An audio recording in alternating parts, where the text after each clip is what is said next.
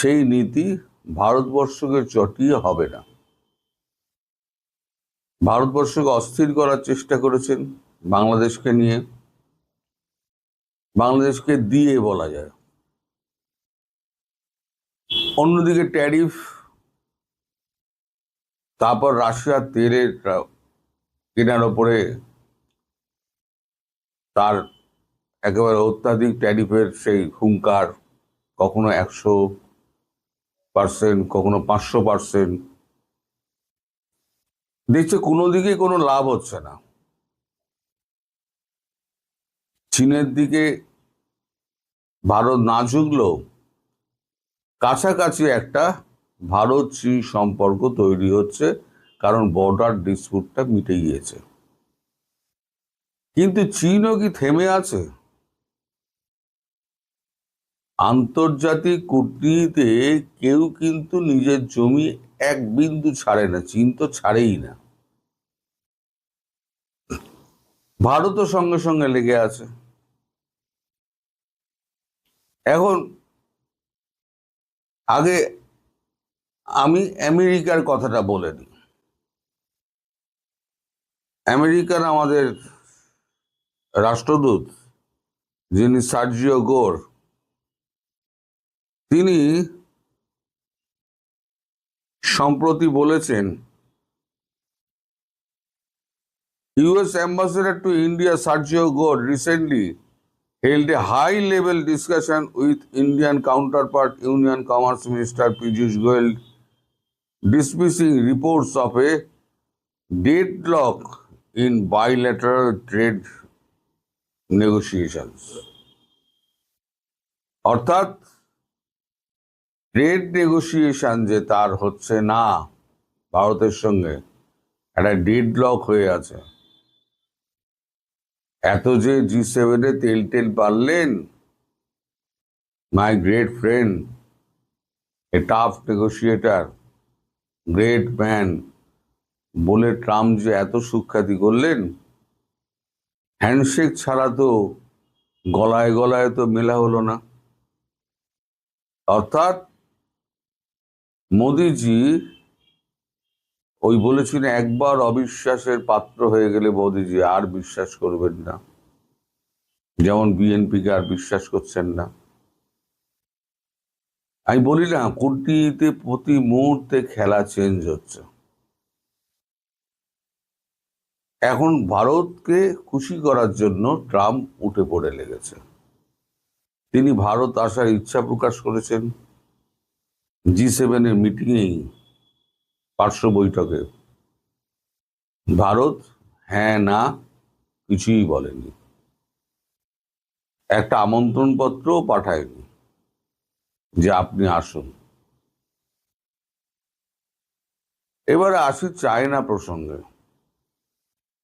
China ভারতের সঙ্গে সম্পর্ক ভালো রাখার চেষ্টা করছে, পাশাপাশি বাংলাদেশের সঙ্গে নানান রকম চুক্তি করছে।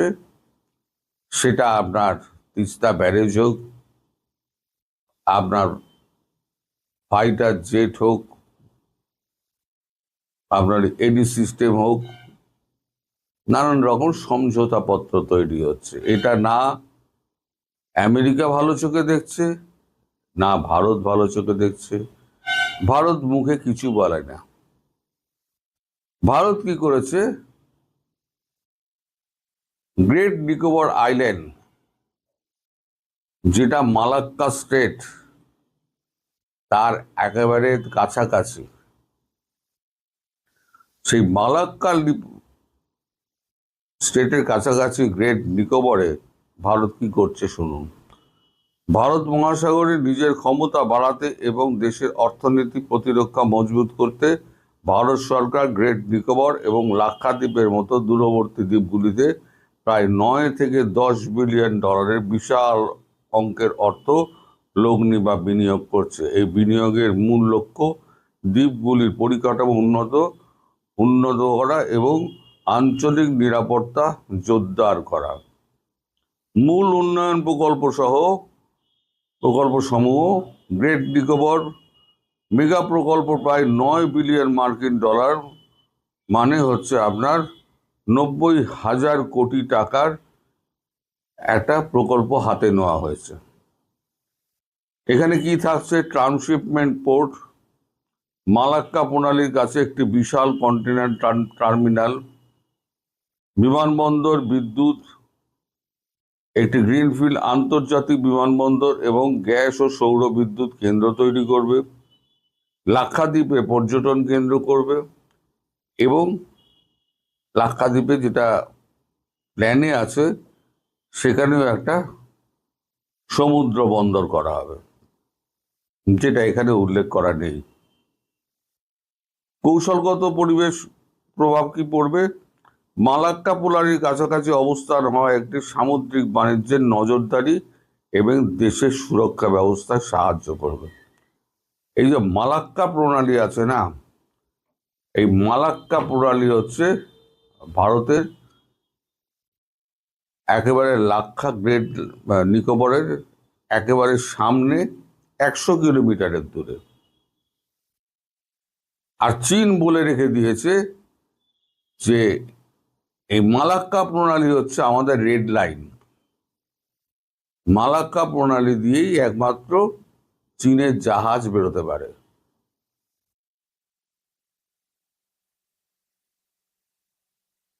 চায়না সি হয়ে চীনের জাহাজ একমাত্র ভারত মহাসাগর, বঙ্গোপসাগর হয়ে আটলান্টিকে যেতে পারে এই মালাক্কা স্টেট দিয়ে। এখন কোনোভাবে যদি ভারত 100 কিলোমিটারের মধ্যে যে কোনো পাল্লার মিসাইল রেখে দিল এবং যুদ্ধপথ নিয়ে গিয়ে ওখানে আটকে দিল, চীন বেরোবে কি করে? তার জন্যই চীন ওই আপনাদের বাংলাদেশের মংলা বন্দর নেওয়ার জন্য উঠে পড়ে লেগেছে, যে একটা বাইপাস করা থাক। ভেতরে ভেতরে সব খেলা চলছে, ভারত মুখে কিছু বলছে না, কিন্তু চীন যেমন পেছনে পেছনে খেলছে বাংলাদেশের হয়ে, ভারত তেমনি নিজের নিরাপত্তার স্বার্থ দেখিয়ে ভারত চীনকে ব্লক করার চেষ্টা করছে। এই হচ্ছে কূটনৈতিক খেলা। এখন এই খেলায় সব থেকে বেশি অপাঙ্ক্তেয় হয়ে গেছেন ডোনাল্ড ট্রাম্প। তিনি কাকে ক্ষুব্ধ করেননি? তিনি রাশিয়াকে ক্ষুব্ধ করেছেন, তিনি চীনকে ক্ষুব্ধ করেছেন, তিনি ভারতকে ক্ষুব্ধ করেছেন। এখন যে ট্যারিফ না, যেটা 200% না 500% হুঙ্কার দিয়েছেন, সেটা এখন বলছে আমরা 10% অথবা 5%-এ নিয়ে আসবো। পীযূষ গোয়ালকে বলেছেন সার্জিও গোর। দয়া করে ডেডলকটা ছাড়ান। দেশের মানুষ তো খেতে পাচ্ছে না।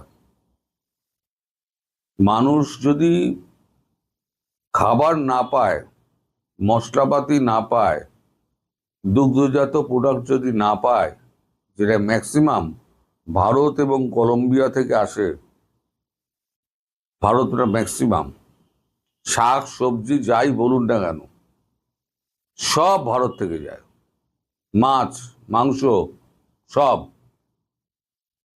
এখন পুরোটা ডেডলক হয়ে রয়েছে। ওয়ালমার্টে গেলে আপনি দেখবেন থরে থরে সমস্ত ফাঁকা, আর যেগুলো আছে সেগুলো হচ্ছে কলম্বিয়ান, যেগুলো ওরা পছন্দ করে। কলম্বিয়া ক্যাবেজ, যে আপনার মানে বাঁধাকপি, তা ফুলকপি, আলু তো জঘন্য, এত লম্বা লম্বা গাজর, হাইব্রিড গাজর খেতে চায় না ওরা, ও যে স্যালাড ছাড়া তাদের চলে না। ইন্ডিয়ান কুকুম্বার মানে শসা ছাড়া তাদের মুখে রোচে না। কাবুলের বেদানা তো কাবুল থেকে সোজা আসে না, বা কাবুল থেকে যত আনার থেকে আরম্ভ করে যত আপনার আখরোট ফাখরোট সমস্ত তো ভারত হয়ে আসে। আপনাদেরকে গোপনে করতে হলো কিনা, আর সত্যিকার অর্থে বাংলাদেশে এই খবরটা ছাপবার মতো পরিস্থিতি নাই বলেই আপনাদেরকে ভারতীয় সংবাদ মাধ্যমেও যেতে হলো কিনা। কারণ আপনারা তো লিস্টের একদম নাম ধরে ধরে বলেছেন যে দেখেছেন আপনারা সিরিয়াল নম্বর 1 থেকে 24 এরা সকলেই আহ মারা গেছেন কোটা আন্দোলনের সঙ্গে একেবারেই অসম্পর্কিত কোনো না কোনো ঘটনায়। 25 থেকে 100 এই 76 জন মারা গেছেন সবাই হয় 5ই আগস্ট না হলে 5ই আগস্টের পরে। এভাবে আপনারা একদম 101 থেকে 358 মৃত্যুতে কি কি সমস্যা, তারা মারা গেছেন পুলিশ স্টেশনের সামনে কাজেই হামলা করতে গিয়ে, বা ওই হামলা প্রতিরোধে পুলিশের গান ফায়ারে কিনা বা আইডেন্টিফাইড স্নাইপারে কিনা সেসব নিয়ে প্রশ্ন তুলেছেন। 359 থেকে 370 এরা সকলেই পুলিশ স্টেশনে হামলা করতে গিয়ে পুলিশের প্রতিরোধের মুখে নিহত হয়েছেন, এসবও আপনারা লিখেছেন। একেবারে নাম ধরে ধরে মানে এই অনুসন্ধান করার পেছন মানে বিষয়টা একটা বাধা হওয়ার কথা। হ্যাঁ, সেটা আমাদের কিছু কৌশল ছিল। তুমি জানো যে সাংবাদিকদের কিছু কৌশল থাকে, সেই কৌশল আমরা অবলম্বন করি, আমরা বিভিন্ন সোর্স ব্যবহার করি।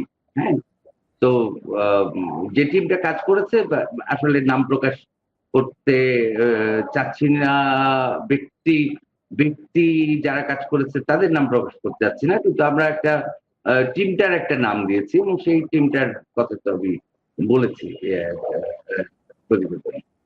এখানে একটা গুরুতর ব্যাপার আছে যে আমরা 370 জনের এখন পর্যন্ত পেয়েছি যারা জুলাইয়ের যে কোটা আন্দোলন, সেই কোটা আন্দোলনের সাথে তাদের কোনো সম্পর্কই ছিল।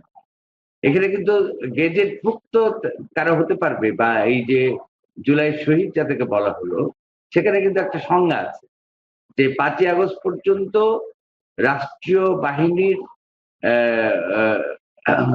সরাসরি গুলিতে বা হামলায় যারা নিহত হয়েছে 5ই আগস্ট পর্যন্ত।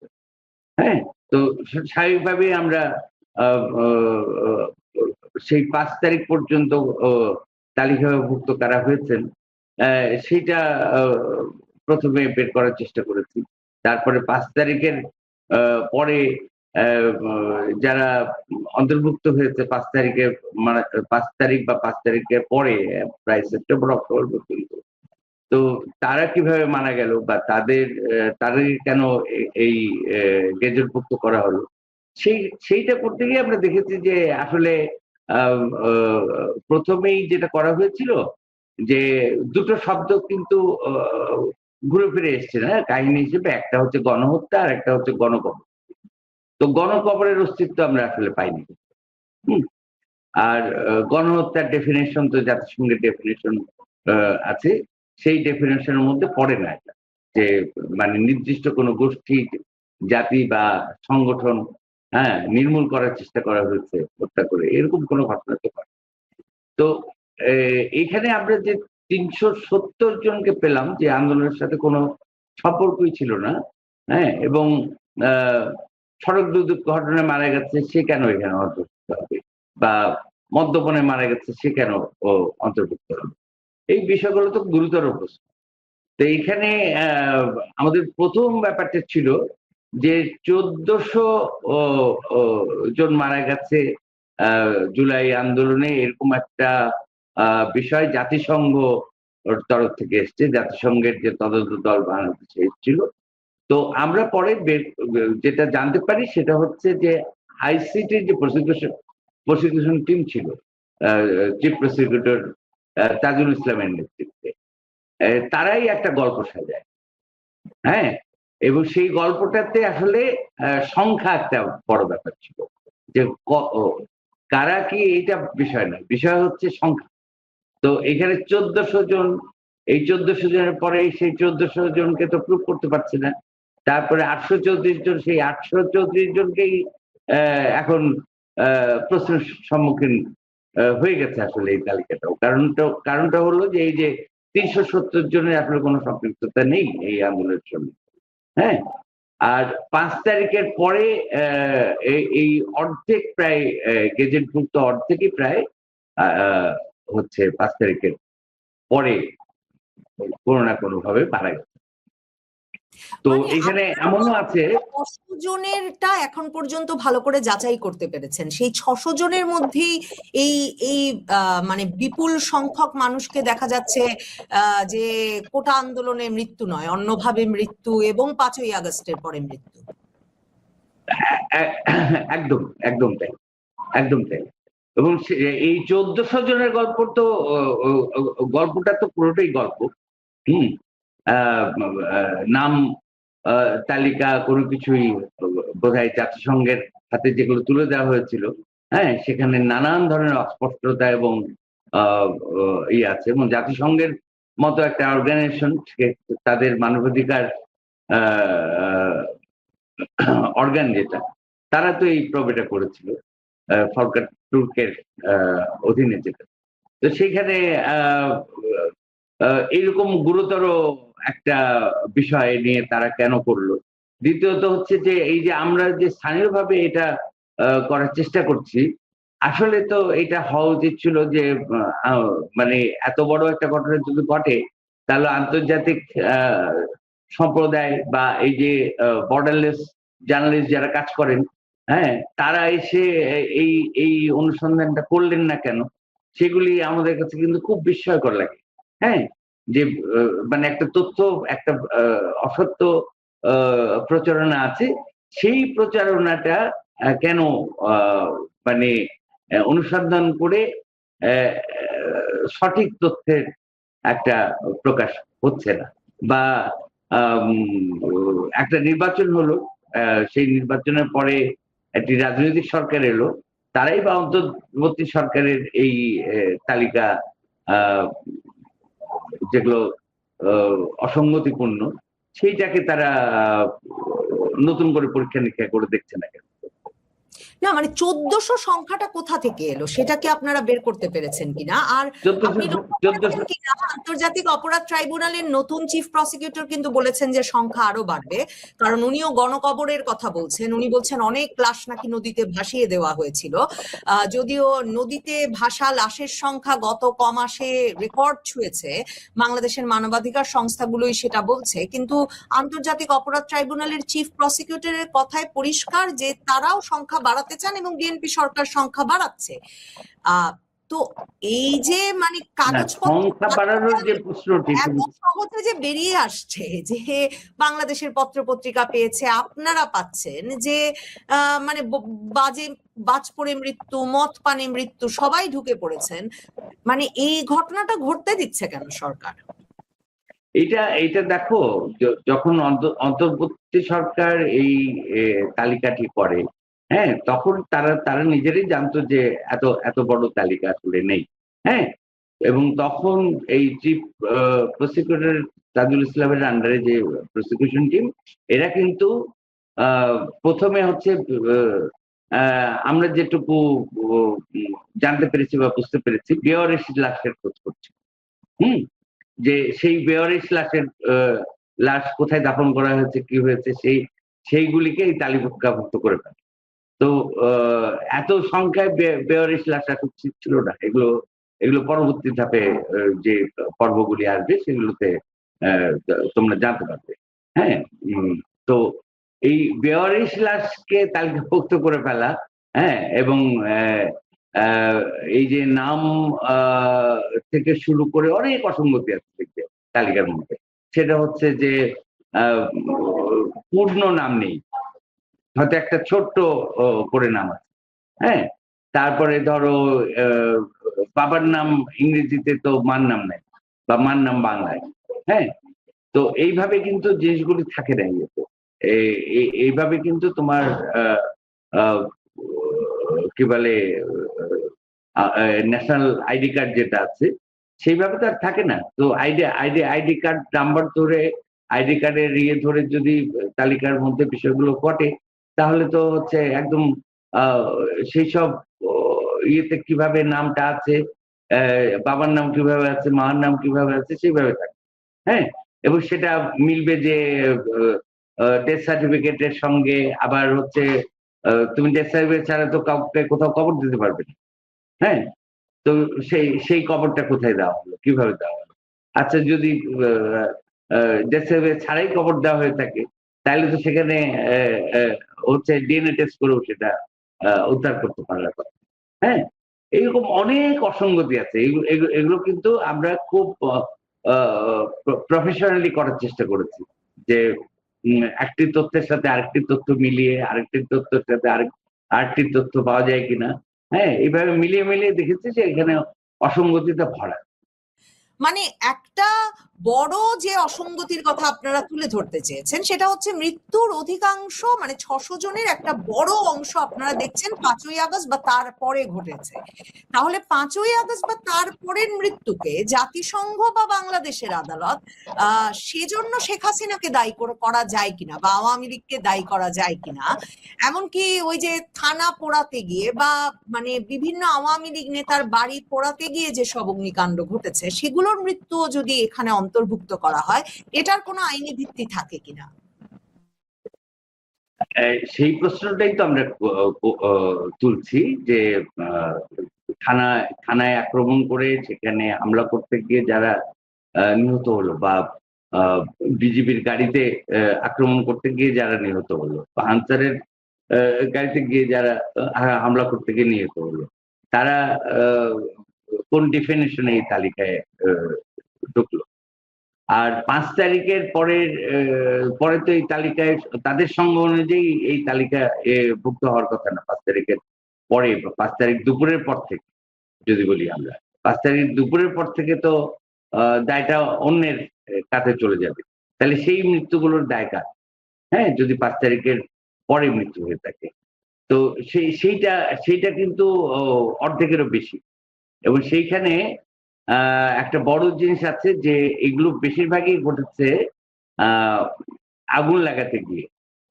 একটা জায়গায় হয়তো আগুন লাগাতে গেছে, সেই আগুন লাগানোর পরে সেইখানেই নিজেদের আগুনে নিজেরাই মারা গেছে, এরকম ঘটনাও আছে। হ্যাঁ, আচ্ছা, তারপরে হামলা করতে গিয়ে তখন পুলিশের গুলিতে মারা গেছে, বা অন্য দুষ্কৃতীর গুলিতে মারা গেছে, এরকম আছে। আবার মবের মধ্যে তখন তো প্রচুর দাঙ্গা হয়েছে, মব হয়েছে, সে মবে মারা গেছে, সেটাও হয়েছে। তো আমাদের প্রথমেই এই যে অসঙ্গতিটা আসলে আমাদের চোখে ধরা পড়েছিল সেই 1400 সংখ্যার ক্ষেত্রে, সেটা হচ্ছে 15ই আগস্ট পর্যন্ত কেন না হলো, বা 8ই আগস্ট পর্যন্ত কেন না হলো এই বিষয়টাকে। এটা তো 5 আগস্ট পর্যন্ত তদন্ত হবে, তো সেটা 8 আগস্ট বা 15 আগস্ট পর্যন্ত কেন নেওয়া হয়েছে? সেখানেই তো আসলে মূল বিষয়টা লুকিয়ে আছে। কারণ হচ্ছে যে যারা এটি তালিকাভুক্ত করেছে বা তথ্য সরবরাহ করেছে জাতিসংঘকে, তারা খুব ভালো করেই জানতো যে 5 তারিখ থেকে 15ই আগস্ট ব্যাপক মৃত্যু ঘটেছে বাংলাদেশে, এবং সেটি আসলে কোনো ইয়ে ছাড়াই তারা সেই তথ্যগুলি এখানে ইনক্লুড করে দিতে পারবে। তো সেখানে তো রাষ্ট্রীয় বাহিনীর হাতে যেমন 5 তারিখের পরে মারা গেছে, সেরকম দাঙ্গার কারণে মারা গেছে, মবের কারণে মারা গেছে, এরকম তো প্রচুর ঘটেছে। তো সেইটা কেন এই জুলাই শহীদ তালিকায় অন্তর্ভুক্ত হবে? হওয়ার কথা নয় কিন্তু তাদের সংখ্যা অনুযায়ী। এবং এটার দায় কে নিবে? মানে পূর্বতন সরকার নিবে, নাকি ইন্টারিম সরকার নিবে, নাকি 5 তারিখ থেকে 8 তারিখ যে যারা মানে সরকারবিহীন অবস্থায় এই দেশের সুরক্ষা দিচ্ছিল, তারা নিবে? কারা নিবে? এটার দায় আসলে কার? 5ই আগস্ট মূল তো প্রশ্নটাকে দেখেন। ওয়াকারুজ্জামান তো 2 বাহিনী প্রধান আরো সাথে নিয়ে এসে বললেন, সেনাপ্রধান, যে তিনি দায়িত্ব নিয়েছেন জানমালের। কাজেই তারপর তো শেখ হাসিনা দেশত্যাগ ততক্ষণে করে ফেলেছেন, কাজেই এরপরে কে দায়িত্ব নেবেন সেই প্রশ্নের তো মীমাংসা তো হওয়া জানমালের দায়িত্ব ওনারা নিলে হচ্ছে 5 তারিখ থেকে 15ই আগস্ট হচ্ছে ব্যাপক মৃত্যু ঘটলো কেন? জানমালের দায়িত্ব যারা নিয়েছেন, তাদের দায়িত্ব নেওয়ার পরে এত ব্যাপক হারে দাঙ্গা হলো কেন, মব হলো কেন, এবং এত ভয়াবহ মৃত্যু হলো কেন? এটার মধ্যে কিন্তু আরো অনেক মৃত্যু ঘটেছে, সেগুলো কিন্তু অন্তর্ভুক্ত হয়নি। কিছু কিছু হয়েছে, কিন্তু বেশ বড় একটা ফ্যাক্টরিতে আগুন লাগিয়ে দেওয়া হয়েছিল, তুমি জানো। হ্যাঁ, তাদের কিন্তু কোনো তালিকা আমরা খুঁজে পাইনি। মানে গাজীটায় তো 200-250 জন নিহত হলেন হ্যাঁ, অগ্নিকাণ্ড। ওইটার এখনো তালিকা আমরা কিন্তু খুঁজে পাইনি। হ্যাঁ, হুম। তো এরকম অনেক আরো অনেক বিষয় নিয়ে আমাদের টিম কাজ করছে, যে কোথায় কখন কিভাবে মৃত্যু হয়েছে। এখন দেখো, একটা ঘটনা আছে যে এই যে নদীতে ভেসে যাওয়ার কথা বলা হলো, এই নদীতে ভেসে যাওয়ার বিষয়টা কিন্তু ইন্টারিমের 1.5 বছরে ভয়াবহভাবে ঘটেছে। তো সেগুলো কি ওই 5ই আগস্টের আগের মৃত্যু? মানে এই 1.5 বছরে যে বডিগুলো নদীতে পাওয়া গেছে, অনেক ক্ষেত্রেই সংবাদপত্রে এসছে যে অজ্ঞাতনামা ব্যক্তি, আবার পরে দেখা গেছে যে তাদের পরিচয় পাওয়া গেছে বা ডিএনএ টেস্ট করা গেছে। তো সেইগুলি তো আর এই তালিকাভুক্ত হওয়ার কোনো কারণ নেই। নতুন করে মূল বিষয় হচ্ছে যে 5 তারিখের আগে যেটুকু ঘটেছে এর বাইরে তো এই তালিকায় আসার কোনো সুযোগ নেই আসলে তাদের সঙ্গে অনুযায়ী। সুতরাং আপনারা সংখ্যা একটা ম্যাটার করছে এখানে। তখন আপনারা নিশ্চয়ই আপনাদের বিভিন্ন সরকার প্রশাসন বিভিন্ন ব্যক্তিবর্গের সঙ্গেও নানাভাবে কথা বলার সুযোগ হয়েছে। এই তালিকাটা সম্পর্কে কেমন মনোভাব দেখলেন, আর কারা এই নামগুলো ঢুকিয়েছেন? মানে সরকারেরও তো একটা ভেরিফিকেশন সিস্টেম ছিল, কিভাবে ভেরিফাই করে এই নামগুলো ঢুকানো হয়েছে? এটা তো যে কমিটি হয়েছিল, সেখানে আবেদন করেছে এবং 2টো মন্ত্রণালয় এই যুক্ত ছিল এটার সঙ্গে, মুক্তিযুদ্ধ মন্ত্রণালয় যুক্ত ছিল। হ্যাঁ, তো এই আর সংজ্ঞা এবং অন্যান্য বিষয়গুলো সেখানে আইন মন্ত্রণালয়ের ভূমিকা ছিল।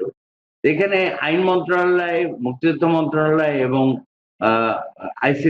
আইসিটির প্রসিকিউশন টিম, এই তিনটা কিন্তু খুবই প্রশ্নবিদ্ধ হবে, সাংঘাতিকভাবে প্রশ্নবিদ্ধ হবে। হ্যাঁ, তো কারণ পুলিশের সুরতাল রিপোর্টের ব্যাপার আছে, ডেথ সার্টিফিকেট ব্যাপার আছে, অনেক বিষয় আছে কিন্তু কনসিডারেশন। এবং সবচেয়ে বড় হচ্ছে যে পরিচয় শনাক্তকরণের জন্য তোমার ডিএনএ টেস্টের বিষয় আছে। তো শনাক্ত না করেই আমি একটা সংখ্যা বলে দিলাম, বা শনাক্ত না করেই আমি বলে দিলাম যে এত হাজার। হ্যাঁ, এবং দেখো যে নানান সময়ে নানান সংখ্যা এসেছে। প্রথমে বলা হলো 2000, তারপরে সরকারের পক্ষ থেকে বলা হলো, একদম ইউনূস সাহেবের মুখ থেকে বলা হলো 2000। হ্যাঁ, তারপরে এই যারা আন্দোলনের নেতা ছিল নাহিদ বা আসিফ, এরা বিভিন্ন সময়ে 2500, 2000 এরকম সংখ্যা বলেছে। জাতিসংঘ বললো 1400। আবার তালিকায় গিয়ে আমরা দেখলাম 834। এই পুরো ব্যাপারটাই কিন্তু একটা পলিটিক্যাল বিষয় মনে হচ্ছে, যে এটা যে কোনো ভাবেই হোক একটা বড় সংখ্যায় মৃত্যু দেখিয়ে কাউকে না কাউকে অভিযুক্ত করতে হবে। কিন্তু বেসিক্যালি বড় মৃত্যুটা যদি 5 তারিখ থেকে 15 আগস্টের মধ্যে হয়ে থাকে, তাহলে এটার দায় কার? বা 5 তারিখ থেকে 5ই আগস্টের পর থেকে অক্টোবর পর্যন্ত আমরা দেখছি যে তালিকার মধ্যে আছে। হ্যাঁ, এটা একটা প্রশ্ন আসতে পারে যে হ্যাঁ, তখন আহত হয়েছিল, যে পরে মারা গেছে, এরকম কেউ অন্তর্ভুক্ত হয়েছে কিনা। হ্যাঁ, সেইটা কিন্তু আমরা দেখছি না। সেটাও পরিষ্কার করা নাই যে মানে অক্টোবর পর্যন্ত যে মৃত্যুকে অন্তর্ভুক্ত করা হয়েছে। না, সেটা পরিষ্কার করা। 5ই আগস্ট পর্যন্ত জুলাই শহীদের সংজ্ঞাটা মন্ত্রণালয় থেকে যেটা বলেছে, সেটা হচ্ছে যে 5ই আগস্ট পর্যন্ত রাষ্ট্রীয় বাহিনীর হাতে যারা নিহত হয়েছে, অর্থাৎ যে সরকারটা ছিল আওয়ামী লীগের সরকার বা জোটের সরকার, তাদের শাসনামলে রাষ্ট্রীয় বাহিনীর হাতে যারা নিহত হয়েছে, পরিষ্কার সংজ্ঞা আছে। তাহলে তো অন্য কারো অন্তর্ভুক্ত হওয়ার সুযোগ নাই এখানে।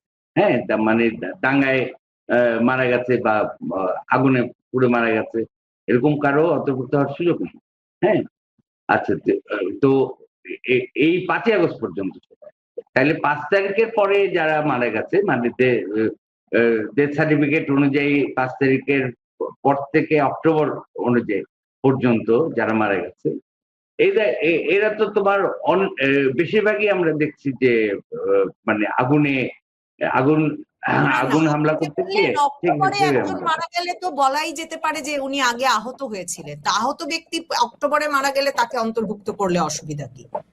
হ্যাঁ, সেটা করতে পারবে, কিন্তু সেই তালিকায় তো সেরকম কাউকে আমরা পাচ্ছি। আমি বললাম যে আগুন লাগাতে গিয়ে মারা গেছে বা দাঙ্গা করতে গিয়ে মারা গেছে, এরপর সংখ্যা বেশি। আর হচ্ছে যে বিভিন্ন ভাবে মারা গেছে, যে হার্ট অ্যাটাকে মারা গেছে, মানে যাকেই একটু বেহরিশ পাওয়া গেছে সেই ঢুকে গেছে তালিকায়, ব্যাপারটা এরকম। আর স্নাইপারের বিষয়ে কি রহস্য ভেদ করতে পারলেন? কারণ জাতিসংঘের প্রতিবেদনেও স্পষ্ট বলা আছে যে মৃত্যুর অধিকাংশই স্নাইপারের গুলিতে নিহত হয়েছেন। তো 7.62 বুলেট কোন আইন শৃঙ্খলা রক্ষাকারী বাহিনী ব্যবহার করছিল এবং কারা স্নাইপার চালাচ্ছিল সে বিষয়ে কি জানতে পারলেন?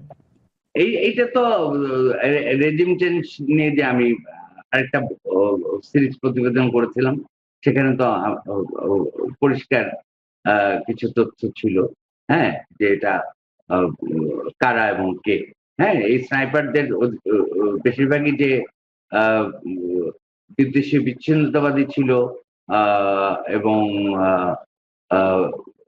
কি বলে সরকারি বাহিনীর মধ্যে থেকে করছিল না, এবং এটা যে সেনাবাহিনীর আর্টিলারির কেউ জড়িত ছিল বিষয়টার সঙ্গে, এবং অবসরপ্রাপ্ত সেনা কর্মকর্তাদের একটা বিশাল অংশ জড়িত ছিল, সেটা তো ওই রেজিম চেঞ্জ প্রতিবেদনে আমরা খুব পরিষ্কার করে বলেছি। তার মানে আপনাদের অনুসন্ধান এবং ব্রিগেডিয়ার সাখাওয়াত যেটা বলেছিলেন যে বিদেশি স্নাইপার যারা চালাচ্ছিলেন তারা বিদেশি, তাকে দেখে মনে হয়েছে তার কাছে এমন ছবি ভিডিও ছিল এবং তাদের পোশাকেও সেটা তার মনে হয়েছে, যেটা তিনি অন্তর্বর্তীকালীন সরকার ছাড়বার পর একটা টেলিভিশন চ্যানেলের সঙ্গে সাক্ষাৎকারে বললেন। মানে আপনারাও অনুসন্ধানে পেয়েছেন যে এরা বিদেশি বটে? হ্যাঁ, ওই সময় তো আমরা পেয়েছিলাম যে গোয়েন্দা সংস্থার বিভিন্ন রিপোর্ট যেগুলো আমরা এক্সেস করতে পেরেছিলাম, হ্যাঁ, সেখানে তো আমরা তাই পেয়েছিলাম। হ্যাঁ, এবং এইটার সঙ্গে সাখাওয়াত সাহেব যেমন বলেছিলেন যে পুলিশের সম্পর্ক ছিল না। হ্যাঁ, আমরা তো প্রচুর ভিডিও পেয়েছি, প্রচুর অন্যান্য গভর্নমেন্টের পতন এবং তরুণদের নিয়ে আরেকটা সরকারের গঠন, কিন্তু সেখান থেকে আমরা পেলামটা কি? আমাদের যে প্রত্যাশা নিয়ে আমরা হাসিনা সরকারের বিরুদ্ধে আন্দোলন করেছিলাম তরুণদের নেতৃত্বে, সেই প্রত্যাশা কি সে তার গন্তব্যে পৌঁছতে পেরেছে? এই প্রশ্নটা কিন্তু মানুষ বারবার করেছে। ইউনূস সরকারের 18 মাস করেছে এবং পরবর্তী সময়ে নির্বাচিত সরকার যখন আমরা পেলাম তার যে 5 মাসগুলো, সেখানে কিন্তু সেই একই প্রশ্ন বারবার এসেছে। তো অনেকে বলছে যে ইয়াংদের, মানে এই জেনজি যাদেরকে আমরা বলি, এই তরুণরা ভাঙতে পারে কিন্তু গড়তে পারে না। তরুণরা একটু দুঃসহ অবস্থার অবসান ঘটাতে পারে, কিন্তু একটা সুস্থির সময়কে, সুস্থির শাসনকে নিয়ে আসতে পারে না। এই যে একটা ধারণা মানুষের মনে, এই ধারণাটা কেন হয়েছে এবং এই ধারণাটাকে আসলে মানে স্বাভাবিক ধারণা? জেনজি নিয়ে আপনি অনেকদিন ধরে কথা বলছিলেন আমার সঙ্গে, আমরা এটা আলাপ করছিলাম জেনজি প্রকৃতিটা কি, এরা আসলে কি চায়, কেন এদেরকে জেনজি বলা হচ্ছে। আমরা এর মধ্যে অন্যান্য দেশের উদাহরণ দেখলাম। তো এই সামগ্রিকভাবে আপনি আগে আমাদের দেশের ব্যাখ্যাটা দেন, অথবা আপনি যেভাবে সুবিধা মনে করেন এই জেনজির আন্দোলন এবং জেনজির কর্মকাণ্ড এবং জেনজিকে ঘিরে সাধারণ মানুষের প্রত্যাশা, আপনি কীভাবে ব্যাখ্যা করবেন? Thank you. আমার মনে হয় জেনজি কি এইটা একটু বললে তাহলে জিনিসটা ক্লিয়ার হয় আর কি, তাহলে বোঝা যাবে আর কি। দেখেন, জেনজি আমরা বলতেছি যে 1997 সাল থেকে 2012 সাল পর্যন্ত যারা জন্মেছে তারা হচ্ছে জেনজি, জেনারেশন জেড। তার মানে এখন যাদের বয়স সর্বোচ্চ 29 এক্স্যাক্টলি, আর আপার লিমিট হচ্ছে 29। তো এই জেনজিদের বৈশিষ্ট্য কি গ্লোবালি যেটা ক্যারেক্টারাইজ করা হয়েছে, জেনজির বৈশিষ্ট্য, সেটা হচ্ছে দে আর হাইলি ফোকাসড। 3টা বিষয়ের একটা ফোকাস হয় তারা। একটা হচ্ছে ডাইভার্সিটি, মানে তারা বৈচিত্র্য পিয়াসী। 2 নম্বর হচ্ছে ইকুইটি। ইকুইটি হচ্ছে ন্যায়পরায়ণতা, সাম্য। হ্যাঁ, আপনি দেখেন আমি কোন লেখা যেন লিখছিলাম, মানুষ 30 বছর বয়স পর্যন্ত খুব অনেস্ট থাকে, এটা ইংরেজিতে বলে নাইভ, খুব সহজ সরল। 30 বছর পার হয়ে গেলে নানা সার্কামস্টান্সিয়াল কারণে তারা করাপ্ট হওয়া শুরু করে, ও বিয়ে করে, ও মুক্ত মুখ চাহিদা বাড়ে ইত্যাদি। বিয়েটাকে করাপশনের দ্বার নাকি, দরজা নাকি? না, করাপশনের দ্বার বলবো না, মানে বিয়ে করলে এত বার্ডেন বাড়ে, রেসপন্সিবিলিটি বাড়ে, সেই অনুযায়ী হয়তো আয় হয় না বলে তাকে, এরকম একটা। কিন্তু 30 বছর পর্যন্ত খুব নাইভ থাকে, খুব অনেস্ট থাকে। তো গ্লোবালিও এটা করা হয়েছে যে ইকুইটি জেনজিদের মধ্যে, এটা 29 যেহেতু আপনি বলতেছেন, আমরা বলতেছি। আর একটা হচ্ছে সোশ্যাল চেঞ্জ, তারা সামাজিক পরিবর্তন, একটা নিউ ট্রেন্ড সেট করতে চায়। এই যে নিউ ট্রেন্ড সেট করতে চায়, এটা কিন্তু আমরা অনেক আগেও ইউরোপেও দেখেছি 60s। এই যে অ্যাংরি ইয়াং ম্যান একটা আন্দোলন হয়েছিল, যুদ্ধবিরোধী পরিবেশবাদী আন্দোলন হয়েছিল। নতুন ট্রেন্ড তারা সেট করতে চায়, একটা আকাঙ্ক্ষা থাকে পরিবর্তনের। তো এইটা হচ্ছে জেনজিদের ক্যারেক্টারাইজেশনের মানে মূল জায়গাগুলো। দেখেন আরও কিছু ব্যাপার আছে, এটা ভবিষ্যতের কথা চিন্তা করে বলতে হয়। জেনজির পরে কিন্তু আরেকটা জেনারেশন আসতেছে, সেটাকে আমরা বলতেছি জেনারেশন আলফা। জি, ঠিক আছে। জেনারেশন আলফাটা হচ্ছে 2010 থেকে 2024-এর মধ্যে যারা জন্মেছে, অর্থাৎ এটা আপার লিমিট হচ্ছে 16 বছর। ঠিক আছে। এই জেনারেশন আলফা, তাদের ক্যারেক্টারিস্টিক্সগুলো হবে, এখন তো 16 বছর মাত্র, হবে গ্লোবাল স্মার্টনেস, স্মার্ট টেকনোলজি এবং আর্টিফিশিয়াল ইন্টেলিজেন্স। এগুলির মধ্যেই তারা আপনার সীমাবদ্ধ হয়ে পড়বে। এরপর আরেকটা যে জেনারেশন আসবে, সেটাও এখন থেকে ফোর্সি করা হচ্ছে, সেটাকে বলা হচ্ছে জেনারেশন বিটা। আলফা, এটা তো গ্রিক ল্যাটিন অ্যালফাবেট থেকে আসছে, বিটা আলফা। এরা জন্মাবে 25 সাল থেকে 2039 সাল পর্যন্ত। আচ্ছা। এবং এইটা সবচেয়ে বেশি আপনার টেকনোলজিক্যালি খুব একটা ভয়াবহ রকম একটা জেনারেশন হবে তারা। এবং এই জেনারেশনে আপনার তারা শেফট হবে, একেবারে ডিপলি টেকনোলজিক্যাল শিফট হবে, একটা শিফটিং হবে সেখানে। এবং এটা এক্সপেক্ট করা হচ্ছে যে তারা গ্রো আপ হবে এআই এবং অটোমেশন দ্বারা, এবং এআই এবং অটোমেশন ফুললি ইন্টিগ্রেটেড হয়ে যাবে তাদের ডেইলি লাইফ এবং এডুকেশনও। ডেইলি লাইফ এবং তাদের এডুকেশনটা ফুললি অটোমেশন এবং এআই দ্বারা নিয়ন্ত্রিত হবে। তখন কিন্তু আর এসব কী বলে যে এগুলো পরে আসতেছি। তো এই যে আমরা একটা 3টা জেনারেশন আমরা ভাগ করলাম, জেনজি, জেনারেশন আলফা, জেনারেশন, কারণ আমাদের তো ভবিষ্যতে চিন্তা করতে হবে, তাই না? এই মুহূর্তে যদিও আমরা এই মুহূর্তে বসে আছি। এখন আপনি যে প্রশ্নটা করলেন, এই যে কেন মানে এই যে মানুষের মধ্যে যে ধারণাটা আছে, দেখেন এই যে আপনার শেখ হাসিনা রেজিমের পতন হলো না জেনজিদের নেতৃত্বে, এটা একটা প্রাথমিক বিজয়। ঠিক আছে। এই বিজয়টা যে তারা ক্যারি ফরওয়ার্ড করতে পারলো না, সেগুলোর কতগুলি সাবজেক্টিভ কারণ আছে, কতগুলি অবজেক্টিভ কারণ আছে। জি।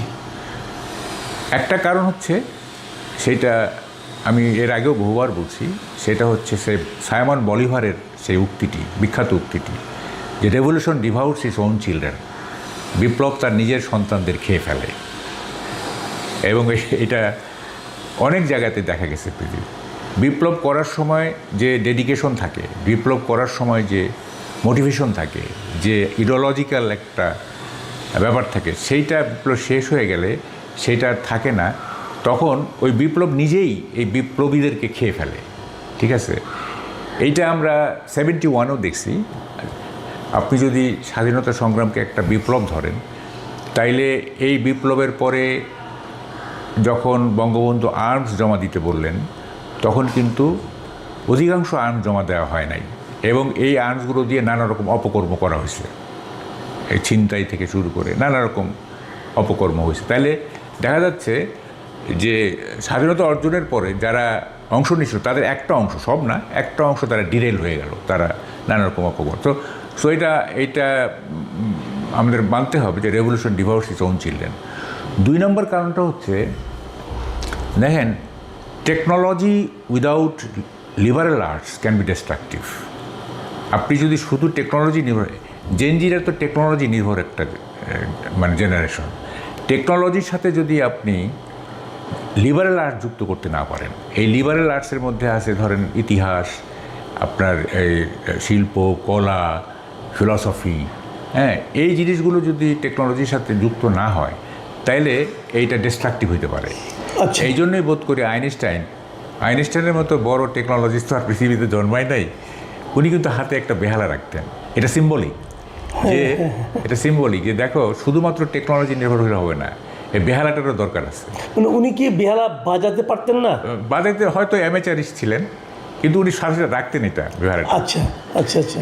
তো ফলে আমাদের যে আমি দেখেছি যে যারা 5ই আগস্টের আন্দোলনের সাথে যারা জড়িত ছিলেন, তাদের অনেকের মধ্যে ইতিহাস চেতনার ঘাটতি আছে, তাদের অনেকের মধ্যে সুকুমার বৃত্তির ঘাটতি আছে, হ্যাঁ, ইত্যাদি। ফলে শুধু টেকনোলজিটাই আপনাকে একটা নতুন সমাজের ভিত্তিপ্রস্তর নির্মাণ করতে ব্যর্থ হয়েছে, শুধু টেকনোলজিটা। আরেকটা আছে, ধরেন যে অপোজিশনে থাকলে রাজনীতিটা করা খুব সহজ হয়, কারণ আপনি সহজেই মানুষকে এজিটেট করতে পারবেন, সহজেই মানুষকে উত্তেজিত করতে পারবেন। ঠিক উত্তেজিত করাটা কিন্তু খুব কঠিন কাজ না, কিন্তু আপনার উত্তেজনা প্রশমন করাটা কঠিন কাজ, ঠিক আছে? যেমন ধরেন Bangabandhu as a leader of the opposition চরম সাকসেসফুল, একটা দেশ দিয়ে গেলেন উনি। কিন্তু যখন তিনি বিনির্মাণের প্রশ্ন আসলো, যখন উত্তেজনা প্রশমনের প্রশ্ন আসলো, তখন কিন্তু উনি আর সেভাবে সফল হতে পারলেন না, প্রশাসক হিসাবে বা শাসক হিসাবে উনি কিন্তু পারলেন না। ফলে এই যে কি বলে যে পজিশনে যাওয়ার যে ডিসঅ্যাডভান্টেজ এবং অপোজিশনে থাকার যে অ্যাডভান্টেজ, সেটাও কিন্তু এখানে একটা কাজ করছে। আর একটা আমাদের দেশের পার্সপেক্টিভে যেটা হয়েছে, এটা ফেল করার কারণে দেখেন, শুধু জেনজি কিন্তু আপনার অগাস্ট অভ্যুত্থানের একমাত্র স্টেক হোল্ডার ছিল না, তারা ফ্রন্ট লাইনে ছিল। There were many stakeholders including BNP তো বাংলাদেশের লার্জেস্ট পলিটিক্যাল পার্টি, হ্যাঁ। তো বিএনপি যেহেতু 17 বছর যাবৎ এই শেখ হাসিনা রেজিমের বিরুদ্ধে আন্দোলন করছে, তাদেরও একটা বড় স্টেক আছে এখানে। এবং আলটিমেটলি কিন্তু দেখা গেল যে হোল জিনিসটা ওই 5ই আগস্টের আগে, মানে জুলাইয়ের 15 তারিখ থেকে 5ই আগস্ট পর্যন্ত এই যে ছাত্ররা সামনে ছিল, 5ই আগস্টের পরে ধীরে ধীরে আপনার স্টিয়ারিংটা কিন্তু বিএনপির হাতে চলে গেল। এবং বিশেষ করে যখন তারেক রহমান ফিরে আসলেন, তখন কিন্তু যে জেনারেশন জেড তারা কিন্তু একটু হয়ে গেলেন, ব্যাকফুটে চলে গেলেন। তো ওই আপার হ্যান্ডটা বিএনপি নিয়ে নিল, তখন আর তরুণদের জিনিসটা থাকলো না। যদিও তারা একটা পার্টি করছে, এনসিপি, ন্যাশনাল সিটিজেন্স পার্টি, কিন্তু ওই যে বিএনপির যে 40 বছরের যে রাজনৈতিক কর্মকাণ্ড, 40 বছরের মানুষের সাথে 40 বছরের যে মিথস্ক্রিয়া, সেইটার রেজাল্ট তো তারা নিবেই, তাই না? এবং সে কারণে তারা আপার হ্যান্ডে চলে গেল এবং ওরা পিছু পড়ে গেল আর কি। তো সবটা মিলে, আর সবচেয়ে বড় আমাদের দেশ, পার্টিকুলারলি আমাদের দেশে, মানে অগাস্ট অভ্যুত্থানের পরে যখন ডক্টর ইউনূস ক্ষমতা নিলেন, এই ভদ্রলোক আসলে পুরো জিনিসটাকে পেঁচায় ফেলছেন উনি। হ্যাঁ, ওনার যদি দূরদর্শিতা থাকতো, ওনার যদি আন্তরিকতা থাকতো, দেশপ্রেম থাকতো, তাইলে কিন্তু হয়তো জেনজিরাই আপার হ্যান্ডে থাকতে পারতো, উইথ ডিগনিটি, উইথ আপনার কি বলে যে না, আপনি যে কথাটা বলছেন যে আপনি জেনজিরা আপার হ্যান্ডে থাকতে পারত, তার মানে পারাটা কি সহজ? এখানে আমি একটা কথা বলি, যেমন অনেকে এই উদাহরণটা দিয়ে থাকেন যে একটা ভবন যদি আপনি ভাঙতে হয়, ভবন যারা ভাঙে তারা কিন্তু ভবন গড়ার জন্য উপযুক্ত ব্যক্তি নয়। এখন ওনারা ভাঙতে পেরেছেন, গড়ার জন্য ওনারা যে উপযুক্ত নয়, এটা তো নির্বাচনে আমরা টের পেলাম। জনগণ কিন্তু গড়ার জন্য বিএনপিকে বেছে নিল, তাদের কিন্তু বেছে নেয় নাই। আবার আমি আরেকটা উদাহরণ দিয়ে বলি আপনাকে, সেটা হলো এটা কি কেবল আমাদের দেশের জন্য প্রযোজ্য?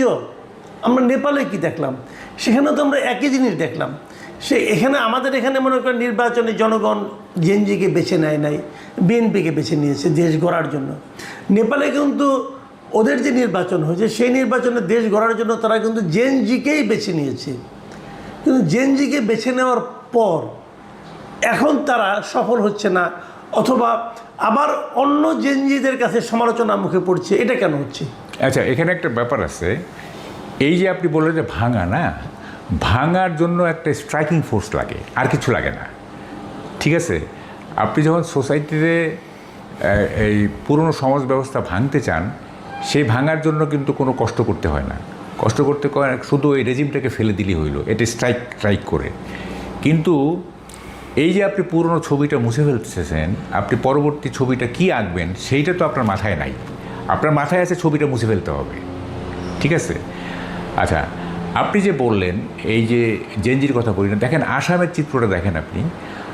কেন এই আপনার বিএনপি কেন আপার হ্যান্ড পেয়ে গেল, কেন জেনজিরা পেল না? সেটা হচ্ছে যে এই কি বলে, আমাদের দেশের মানুষ, হ্যাঁ, তারা মনে করছে যে বিএনপি হচ্ছে আপনার আর্টিকুলেট মিডল ক্লাসের দল, এবং তারাই আমাদের আশা আকাঙ্ক্ষা বাস্তবায়িত করতে পারবে। আসামে কী হয়েছে? আসামে কেন অল আসাম স্টুডেন্ট ফেডারেশনের মুভমেন্ট সাকসেসফুল হলো এবং প্রফুল্ল মাহান্ত, এটা অনেক আগের ঘটনা, চিফ মিনিস্টার পর্যন্ত হয়েছিলেন, উনি মুখ্যমন্ত্রী পর্যন্ত হয়েছিলেন। কারণটা হচ্ছে আসামে আপনার আর্টিকুলেট মিডল ক্লাস, পলিটিক্যাল, সেই ধরনের dependable political party, civil society, এগুলির ভ্যাকুয়াম ছিল, এগুলি ছিল না। এই ভ্যাকুয়ামটা পূরণ করছে তরুণ সমাজ। আচ্ছা, এই ভ্যাকুয়ামটা তরুণ সমাজ পূরণ করছে, করে তারা সফল হয়ে এবং প্রফুল্ল মাহান্ত চিফ মিনিস্টার হয়েছে। কিন্তু আমাদের দেশের তো মানুষ ওই ভ্যাকুয়ামটা দেখে নেয়, ওরা দেখছে যে বিএনপি এখানে আছে। আমি বুঝতে পারতেছি, এখানে বিএনপি আছে, তাই না? এখানে কোনো ভ্যাকুয়াম নাই। যদি ভ্যাকুয়াম থাকতো তাইলে কিন্তু তারা সফল হোক বা ব্যর্থ হোক, তাই স্টিয়ারিংটা তাদের হাতে থাকতো। কিন্তু তারা কি সে স্টিয়ারিং কার হাতে থাকলো এটা যেমন ইম্পর্টেন্ট, সেটা তো এটাও তো জরুরি যে তারা সেই স্টিয়ারিংটা ঠিক মতো ব্যবহার করতে পারতো কিনা। আমি একটা স্টিয়ারিং ধরিয়ে দিলাম, সে গাড়ি নিয়ে গাড্ডায় পড়ে গেল, তাহলে তো আরও ভয়ঙ্কর। যেটা নাকি নেপালে আমরা দেখতে পাচ্ছি। নেপালে কিন্তু খুব সুখকর অনুভূতি কিন্তু নেই এখনো। না। তো ওটা মানে তাহলে এটা কি আপনি জেনজি যেটা বলছেন, আপনি জেনজির যে বয়স সীমাটা ধরছেন, যে 97 থেকে 2010 পর্যন্ত যাদের জন্ম, মানে যাদের সর্বোচ্চ বয়স 29 এবং সর্বনিম্ন বয়স 16, মানে 16 থেকে 29 বয়সের যে জনগোষ্ঠীটা, আপনি এদেরকে জেনজি বলছেন। তো এদের মধ্যে কি দেশ পরিচালনা করার মতো অভিজ্ঞতা অথবা ধীর স্থির মনোভাব, এটা কি থাকাটা স্বাভাবিক? দেখেন, আমি একটা উদাহরণ দিয়ে আপনাকে বলি, একটা প্রশ্নই করি। এই আমাদের যে ডক্টর ইউনূসের যে সরকারটা ছিল, এই সরকারে কিন্তু বৃদ্ধদের সমাহার ছিল বেশি, কিন্তু এখানে জেনজিদের প্রতিনিধিও কয়েকজন ছিল। যারা ছিল তারা কি তুলনামূলকভাবে বৃদ্ধদের তুলনায় ভালো করেছে?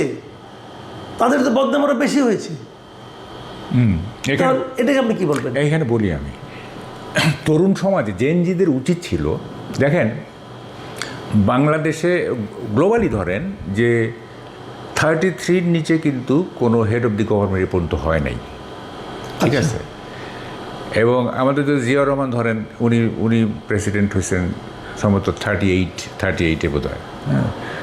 আচ্ছা, তো এখন 29 যদি আমি আপার লেভেল ধরি, তাইলে কিন্তু ওই ম্যাচুরিটিটার অনেক ঘাটতি থেকে যাচ্ছে, এক্সপিরিয়েন্স এবং স্কিলের। তরুণ সমাজের উচিত ছিল যে তাদের নেতৃত্ব হিসাবে কিছু মধ্যবয়সী লোককে যুক্ত করা, ঠিক আছে, কিছু মিডল এজেড লোককে যুক্ত করা। এবং যেমন আমরা কি করছিলাম, আমরা জাসদ কি করছিলাম, আমরা কেন ফেল করছি? আমরা ফেল করছি যে আমাদের এজ গ্রুপটা ছিল ওই 16 থেকে 28, আসম আরবের বয়স তখন 28, ঠিক আছে? তো ফলে আমরা তো এই কারণে মিডল ক্লাস রেসপেক্টেবিলিটি যেটা বোঝায়, অর্থাৎ মধ্যবিত্তের সম্মান আদায় করা, মধ্যবিত্তের ভালোবাসা আদায় করা, সেটা আমরা আদায় করতে পারিনি। সবাই মনে করছে আরে এরা তো মানে দুধের বাচ্চা, এরকমও বলছে আর কি, তাই না? তো তো ফলে আপনি মিডল ক্লাস রেসপেক্টেবিলিটি অর্জন করতে গেলে আপনাকে তো নেতৃত্বে এমন কাউকে থাকতে হবে যে সবাই ভাববে যে এই লোকটার কিছু ম্যাচুরিটি আছে, এই লোকটার কিছু দক্ষতা আছে, অভিজ্ঞতা আছে ইত্যাদি, তাই না? তা তো আমাদের যে জেনজিরা তারা কিন্তু ওইটা করে নাই। পরে অবশ্যই এনসিপি করার পরে বিভিন্ন জায়গায় কিছু না, এখনো তো এনসিপিকে যদি আপনি দেখেন, এনসিপির আপনার মানে যে সর্বোচ্চ যে নেতা, তার বয়স তো এখনো 40ও হয়নি, তাই না? যে ওখানে 40-এর বয়সী, 40 তার চেয়ে বেশি 40 হয়েছে পাওয়া যাবে বলে আমার কাছে মনে হচ্ছে না। 40 হয়েছে তার? না, হয়নি তো। না 40 হয় নাই। হয় না, আমি সেটাই বলছি যে তাহলে তাদের উপর মানুষ ভরসা রাখবে। সেটাই তো বলতেছি যে আপনার এইটা তো মানে 5ই আগস্টের পরে তো আর বিপ্লব থাকলো না, তাই না? বিপ্লবের সময় যেমন মুক্তিযুদ্ধে তো আপনার এজ লিমিট কী ছিল? ম্যাক্সিমাম ছিল আপনার 16 থেকে 25 বা 16 থেকে 25, তাই না? কারণ ওটা একটা যুদ্ধ, হ্যাঁ, যুদ্ধতে আপনার লাগে, শারীরিক শক্তি লাগে, বা সব কিছু, মানে একটা কি বলে যে স্ট্রাইকিং ফোর্সের যে যতটুকু দরকার সেগুলো থাকে। কিন্তু যখন যুদ্ধটা শেষ হয়ে যায় তখন তো ওই 25 বছরের যারা যোদ্ধা, গেরিলা যোদ্ধা তারা তো আর ওই দেশটাকে পুনর্গঠন করার মতো যোগ্যতা তাদের নেই। তখন এসে ওই যে আওয়ামী লীগের পুরনো মানে বয়স্ক নেতৃত্বকে টেক ওভার করতে হয়েছে দেশ চালানোর জন্য, তাই না? মুক্তিযোদ্ধারা তো আর দেশ চালাতে পারে নাই, বা তাদের পক্ষে সম্ভবও ছিল না এটা, তাই না? তো ফলে আপনাকে একটা এজ লিমিট তো থাকতে হবে দেশ পরিচালনার জন্য। যুদ্ধের জন্য এজ লিমিট ঠিক আছে, 18 ইজ দি বেস্ট, ঠিক আছে যুদ্ধের জন্য। কিন্তু যখন আপনি দেশ চালাবেন তখন আপনাকে certain amount of maturity, sagacity, দূরদর্শিতা এইসব থাকতে হবে, তাই না? তো ফলে সেইটা তো ছিল না। আচ্ছা, বুঝলাম, ওটা ছিল না, কিন্তু এখন তো আছে। তো এখন আপনি কি দেখছেন? আমরা একটা বিশাল আন্দোলনের মাধ্যমে একটা মানে স্বৈরাচারী সরকার বলি, যাই বলি, আমাদের উপর চেপেছিল, তাদেরকে আমরা সরাতে সক্ষম হয়েছি। তারপরে 18 মাস আমাদের ভাবলাম একটা দুঃস্বপ্নের মধ্য দিয়ে গেল। কিন্তু এখন তো একটা গণতান্ত্রিক সরকার এসেছে, ম্যাচিউরড গভর্নমেন্ট, এর আগে একাধিকবার ক্ষমতায় থাকার অভিজ্ঞতা আছে, সরকার পরিচালনার অভিজ্ঞতা আছে। তো এরা যখন ক্ষমতায় এলো, এখন এদের কাছ থেকে আপনি কি পাচ্ছেন, কি দেখছেন? এটা কি অন্তর্বর্তীকালীন সরকারের যে এলোমেলো সরকার, তার চেয়ে অনেক ভালো কিছু হচ্ছে, না কি হচ্ছে? আপনার মূল্যায়নটা কি গত 6 মাসের অথবা 5.5 মাসের? না, আপনার কিছু কিছু বিষয় তো ইন্টারিম গভর্নমেন্টের কন্টিনিউশন চলতেছে কিছু কিছু বিষয়ে, আবার কিছু কিছু পজিটিভ দিকও আছে। যেমন পজিটিভ দিক বলতে আমি বলবো যে প্রাইম মিনিস্টারের একটা গুডউইল আছে, আমি দেখতেছি উনি কিছু করতে চাচ্ছেন। কিন্তু দেখেন, একটা প্রাচীন বটগাছ আপনি সহজেই উপড়ে ফেলতে পারবেন না, ঠিক আছে? এই সোসাইটিটা কি আমাদের একটু বুঝতে হবে, হ্যাঁ, যে এখানে ভালো কিছু করা। আমি দেখেন, এটা 10-15 বছর যাবতই বলতেছি যে আমাদের ভালো কিছু হওয়ার নাই, হ্যাঁ, ভালো কিছু হওয়ার নাই। এটা এমন একটা সমাজ, হ্যাঁ, যেমন ধরেন আমরা কি আসলে সিভিলাইজড? প্রশ্ন হচ্ছে এটা আমরা কি আসলে সিভিলাইজড কিনা? দেখেন, যে a system that compels its general people to pay to exist, অর্থাৎ টিকে থাকার জন্য পে করতে হয় ইন কাইন্ড অর ক্যাশ। যে সিস্টেম বেঁচে থাকার জন্য আপনাকে করতে হয়, কি বলে যে ওবে করতে হয়, মান্য করতে হয়, ঊর্ধ্বতনদের মান্য করতে হয়। যে সমাজে আপনার খাবার পাওয়ার জন্য প্রতিযোগিতা করতে হয়, এই যে টিসিবির লাইন দেখেন, রাইট, তাহলে দিস ইজ এ সিস্টেম যেটা আপনাকে বাধ্য করছে টিকে থাকার জন্য পে করতে, বেঁচে থাকার জন্য মান্য করতে, এবং খাবার খাওয়ার জন্য প্রতিযোগিতা করতে। This is not a civilisation, this is a prison with shopping privilege. এটা একটা কারাগার, এখানে কেনাকাটার একটা সুযোগ আছে, ঠিক আছে? ইটস নট এ সিভিলাইজেশন, ঠিক আছে? This is a prison. আপনার সুবিধাটা কি? আপনাকে একটা শপিং প্রিভিলেজ দিচ্ছে যে আপনার টাকা থাকলে আপনি কিনতে পারবেন।